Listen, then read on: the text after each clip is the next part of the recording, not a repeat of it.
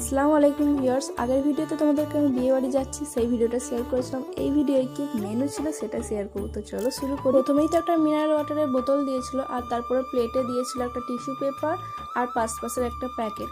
তারপর মুখ মিষ্টি করার জন্য দিয়ে যায় মা। তারপরে দিয়েছিল চিকেন পকোড়া, নানপুরি আর চানা মশলা।